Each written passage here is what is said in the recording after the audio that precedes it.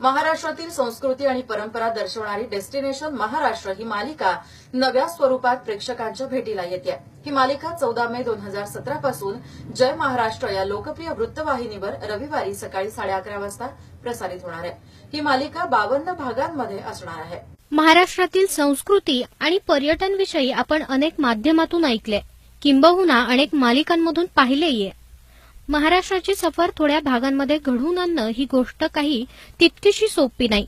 आजवर अनेक कलाकारांच्या नजरेतून, लेखकांच्या प्रवास वर्णनातून आणि कवींच्या लेखणीतून आपण महाराष्ट्र पाहिलाय। डेस्टिनेशन महाराष्ट्र ही मालिका त्याच्या सादरीकरणाच्या वेगळ्या पद्धतीमुळे अतिशय लोकप्रिय होईल याबाबत शंका नाही। महाराष्ट्रातील ठिकाणावर आधारित ही मालिका फक्त प्रेक्षणीय स्थळ दाखवून त्यावर थांबणार नाही, तर त्या ठिकाणी चित्रित केलेला भाग या मालिकेचा अधिक आकर्षण ठरणार आहे, अशी माहिती मालिकेचे दिग्दर्शक चैतन्य कुलकर्णी यांनी पत्रकार परिषदेत दिली आहे। डेस्टिनेशन महाराष्ट्र हा ट्रॅव्हल शो आहे।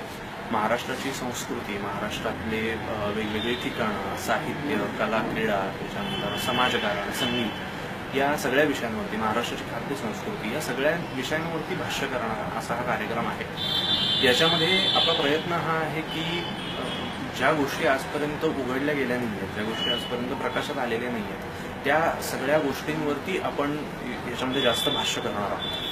निश्चित आहे काय इतिहास जो सांगितला जातो शालेय शिक्षणामध्ये, जो शिकवला जातो तितकाच आहे का, त्याच्या पलीकडे काय नक्की आहे। खूप सारी ठिकाणं अशी आहेत ज्यांचा काहीतरी राजकीय सामाजिक संदर्भ आहे आणि त्याची आपल्याला तितकीशी माहिती नाही आहे। महाराष्ट्र फक्त पर्यटनापुरता मर्यादित नाहीये, त्याच्यामध्ये अनुभवण्यासारखं, शिकण्यासारखं भरपूर आहे।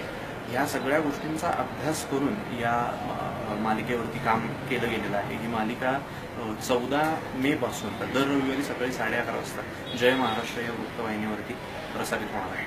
यावेळी निर्माता प्रांजल पाठक, प्रोडक्शन प्रमुख सतीश ननावरे, लेखिका गीतांजली राणे आदी उपस्थित होते।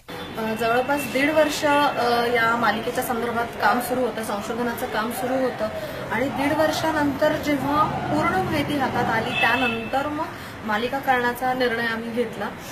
या मालिकेचं वेगळेपण म्हणजे नेहमीच्या सरधोपट पद्धतीने जाणारी ही मालिका नाहीये, तर यामध्ये राजकीय असेल, सामाजिक असेल, त्या ठिकाणाचं काय महत्त्व आहे आर्थिकदृष्ट्या, राजकीयदृष्ट्या, सामाजिकदृष्ट्या हे दाखवण्याचाही प्रयत्न यातून केलेला आहे। बरं, ही मालिका करत असताना तरुण वर्ग जो आहे तो विशेषत्वाने आम्ही नजरेसमोर ठेवलेला आहे आणि तरुण वर्ग ही मालिका पाहताना नुसती अशी ठिकाणं नाही की जी गुगलमध्ये त्यांनी सर्च केली आणि त्या ठिकाणांची त्यांना माहिती मिळाली, अशी ठिकाणं न दाखवता त्याच्या पल्ल्यात जाऊन मालिकेतून त्यांना नवीन ठिकाणं दाखवण्याचा आम्ही प्रयत्न केलेला आहे। म्हणजे सहजासहजी गुगलमध्ये सर्च नाही करता येणार, पण डेस्टिनेशन महाराष्ट्रामध्ये त्यांना जी ठिकाणं ते पाहू शकतात, वेगळी एक्सप्लोर करू शकतात। तर संशोधन करण्यासाठी आम्ही अगदी गावखेड्यापर्यंत जाणं असेल किंवा मला स्वतःला फिरण्याचं पॅशन असल्यामुळे मी गेली एक 7-8 वर्ष बरंच फिरतीये, तर त्या सगळ्याचा या मालिकेसाठी मला निश्चितपणे उपयोग झाला।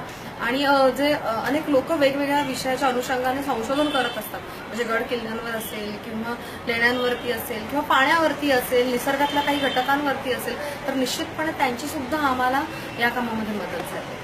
प्रतिनिधी Suraj Kamble, bureau report, Pune metro, Pune.